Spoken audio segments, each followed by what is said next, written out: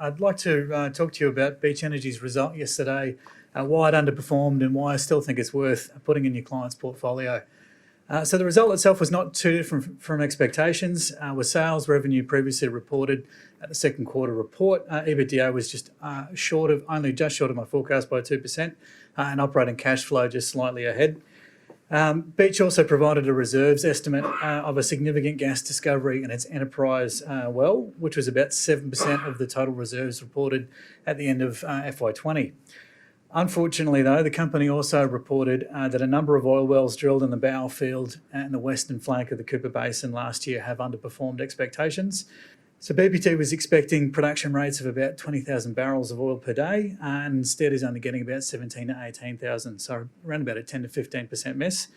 Management believes that it's too early to say how significant this impact will be long term, and they are planning to investigate a number of different mitigants, such as different artificial lift configurations to overcome that.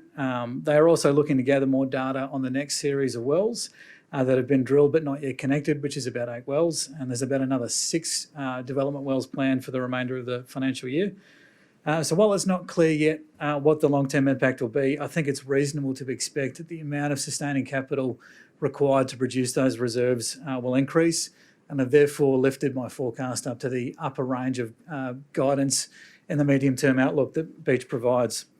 So these issues are obviously not ideal for the company, but it is pursuing a number of other growth opportunities as well, and it is recommitted its desire to grow production and profit out to FY25.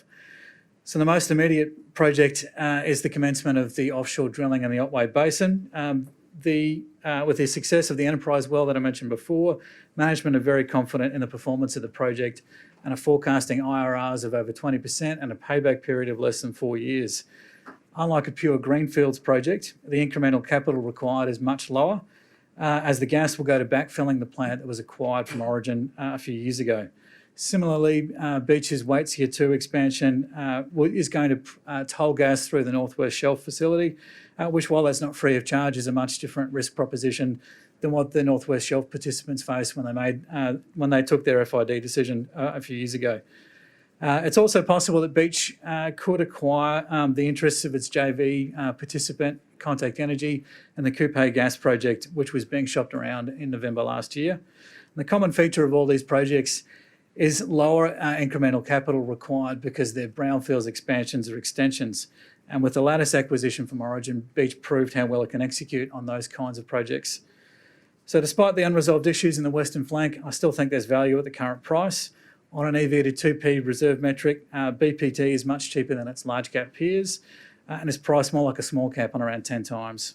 So the benefit of an investment in Beach is you get access to an ASX 100 oil and gas company that still has a strong balance sheet, a significant growth ramp, and a discount to those large cap peers.